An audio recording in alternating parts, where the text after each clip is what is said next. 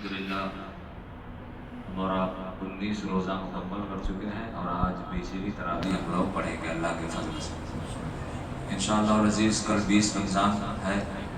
کل کا دن گزار کر عصر کے بعد سے اپنے اپنے علاقے کی مسجدوں میں لوگ اعتکاف کی نیت سے اعتکاف میں بیٹھیں گے، 10 روزہ اعتکاف، جو کہ سنت علی الکفایہ ہے۔ اگر کسی محلے کی مسجد میں کوئی نہیں بیٹھا تو سب کے سب گناہ گار ہوں گے، اور اگر چند لوگ بیٹھ گئے تو سب کے سب بری الذمہ ہو جائیں گے۔ تو جو بچے یا جو حضرات بھی کل بیٹھیں گے وہ سمجھ لیجئے کہ آپ تمامی لوگوں کا بوجھ اپنے اوپر لے کر بیٹھیں گے، آپ لوگوں کو بری الذمہ کریں گے، تو بہت ہی ان کا خیال ہمیں رکھنا ہے انشاءاللہ۔ اور ساتھ ہی ساتھ انشاءاللہ تعالی العزیز آج اس سال کے اعتکاف میں جتنے بچے بیٹھ رہے ہیں سب کی خواہش ہے کہ حضرت کوئی ایک چیپٹر لیجئے، جیسے مثال کے طور پر غسل میت، کفن دفن یا نکاح وغیرہ کا، اس کو مکمل 10 دن میں کمپلیٹ کرنا ہے۔ تو یہ فیصلہ ہوا ہے کہ انشاءاللہ مزید اس سال 10 دن میں غسل میت، کفن دفن کا طریقہ مکمل پریکٹیکل کے ساتھ 10 دن میں باقاعدہ سکھایا جائے گا۔ فجر کے بعد اس کا ٹائم رہے گا، آپ حضرات بھی اس میں بیٹھ سکتے ہیں، سیکھ سکتے ہیں، اور یہ بہت ضروری بات ہے۔ کم از کم ہر مسلمان کو غسل دینے کا طریقہ، میت کو غسل دینے کا طریقہ، کفن پہنانے کا طریقہ، دفن کرنے کا طریقہ، اور ساتھ ہی ساتھ نماز جنازہ پڑھانے کا طریقہ معلوم ہونا چاہیے، کیونکہ یہ حق ہوتا ہے وارث کا۔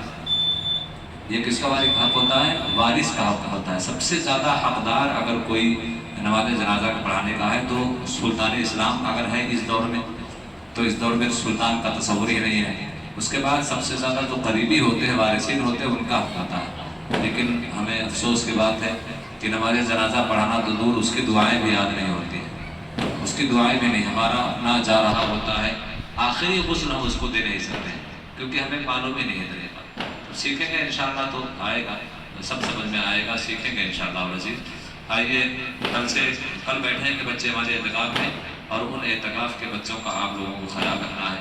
آ کے کم از کم کسی نماز میں آئیں، پوچھ لیں افطار کا انتظام ہے کہ نہیں ہے، سحری وغیرہ پہنچ رہی ہے کہ نہیں پہنچ رہی ہے، کیونکہ سب کے یہاں بچے نہیں ہوتے ہیں کہ سب کا کھانا وانا جائے، تو یہ آپ لوگوں کی اخلاقی ذمہ داری ہے۔ آپ لوگوں کا بوجھ لے کر وہ بچے بیٹھیں گے تو آپ کی ذمہ داری بنتی ہے کہ ان کا کم از کم خیال رکھیں، نہ لا کے دیں، کم از کم پوچھ تو سکتے ہیں کہ نہیں پوچھ سکتے۔ ہاں انشاءاللہ خیال رکھیں، کہیں انشاءاللہ۔ آئیے سورہ فلق اور سورہ اخلاص کی آج تلاوت کریں گے۔ سورہ فلق آج آخری، اس کے بعد قل هو اللہ احد، سورہ اخلاص کی بھی تلاوت کریں گے۔ اعوذ باللہ من الشیطان الرجیم،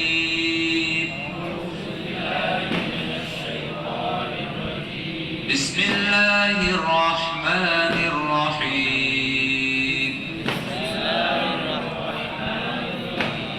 قل اعوذ برب الفلق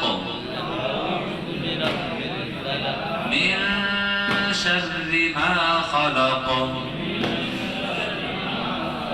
ومن شر غاسق إذا وقب ومن شر النفاثات في العقد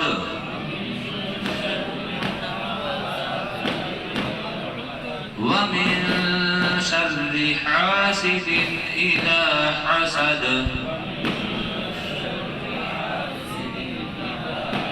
بسم الله الرحمن الرحيم،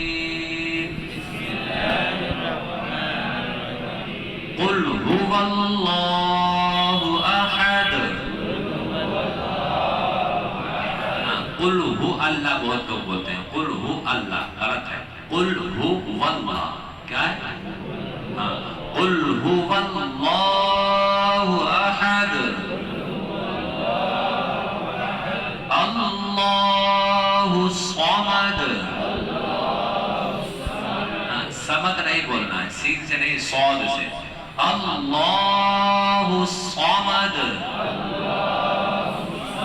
لم یلد ولم یولد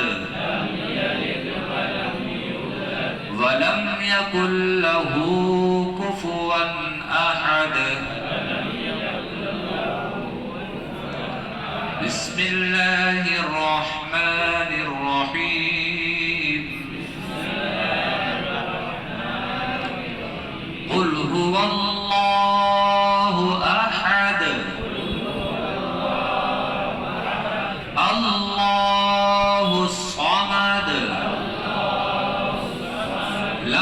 يلد ولم يولد ولم يكن له كفوا أحد.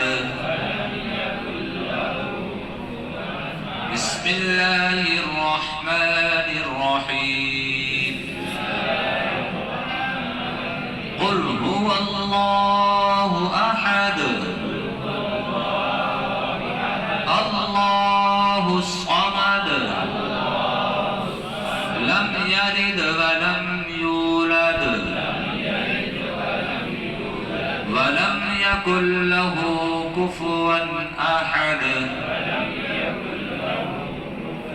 صدق الله العظيم.